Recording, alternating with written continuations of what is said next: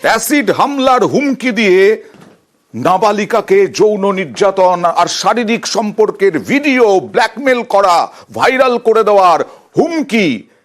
বারুইপুরে এক যুবক গ্রেফতার। কথা বলবো প্রতিনিধি অর্পণের সঙ্গে, ঘটনাটা জানবো। অর্পণ, একদমই নবম শ্রেণীর এই ছাত্রীর যেটা পরিবারের অভিযোগ যে দিনের পর দিন এই অ্যাসিড হামলার ভয় দেখিয়ে, তার বাবা মাকে খুন করে দেওয়ার ভয় দেখিয়ে তাকে দিনের পর দিন যৌন নির্যাতন করেছে এবং সেই সহবাসের ভিডিও সে তুলে রাখে। বিভিন্ন আত্মীয়ের কাছে যখন সেই ভিডিও ওই যুবক ছড়িয়ে দেয়, তারপরেই পরিবারের লোকজন জানতে পারে। ওই নাবালিকাকে জিজ্ঞাসাবাদ করার সেই সমস্ত বিষয়টি জানান এবং এই ঘটনায় বারুইপুর থানায় লিখিত অভিযোগ দায়েরের পরেই ওই যুবককে গ্রেফতার করা হয়েছে।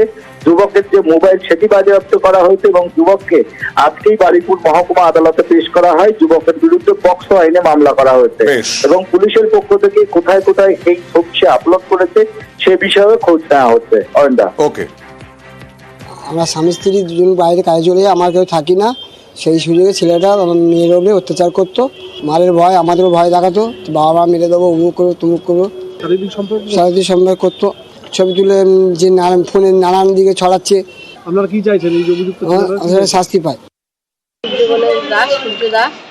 সে এসে আমার মেয়ের সঙ্গে নোংরামি করে, জোর জবরদস্তি ভয় দেখিয়ে ওকে ঠেট দেয়। এই কাউকে যদি বলেছিস তোর মুখে অ্যাসিড ঢেলে দেবো, তোর গলা দিয়ে টাঙিয়ে দেবো, তোর মা বাবাকে খুন করে দেবো।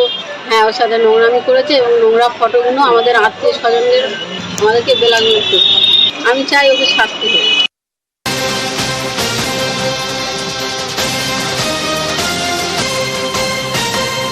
এবার খেজুরির খবর দেখাবো, তবে কোনো রাজনৈতিক খবর নয়। মাংসের দোকানে ঝুলন্ত দেহ উদ্ধার। খেজুরিতে মাংসের দোকানে ঝুলন্ত দেহ উদ্ধার যুবকের।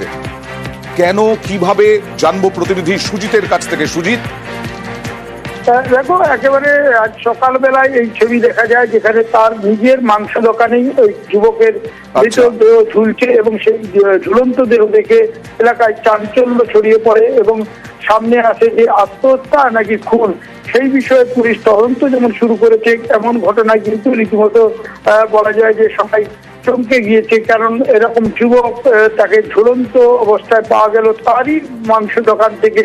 কেন এই ঘটনা ঘটেছে তা নিয়ে যখন সবাই জানার চেষ্টা করছে, পুলিশ কিন্তু তদন্ত করে দেখছে সত্যি অভিযোগ নাকি অভিযোগ করছেন তার পরিবারের লোকেরা খুন করে ঝুলিয়ে দেওয়া হয়েছে এবং সেই অভিযোগ তারা পুলিশের কাছে ইতিমধ্যেই হেলিয়া যে থানা রয়েছে সেখানে জানিয়েছেন এবং গোটা বিষয়টি তদন্ত করে দেখছে পুলিশ।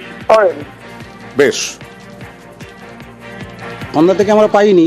ওর একটা দোকান আছে স্ট্যান্ডে, ওখানে মাংস কাটার দোকান আছে। আমরা সকালে খুঁজে যখন যাই ওইখানটায় ফাঁসি অবস্থায় পড়ে লাগানো আছে, কিন্তু আমাদের সন্দেহ যেভাবে ফাঁসি লাগানো আছে কিংবা পাশাপাশি যেভাবে জুতো বাইরে পড়ে আছে আমরা দেখলাম মনে হয় এটা কেউ মার্ডার করেছে। কারণ এটা মেয়ে ঘটিত হতে পারে। একটা ওর আগে থেকে একটা ওর সঙ্গে একটা মেয়ের একটা ছিল, সেও রাত্রে ফোন করে ধমকাইছে, করেছে, ধমকিয়েছে, তার স্ত্রীকে ধমকিয়েছে। হ্যাঁ, বিবাহিত একটা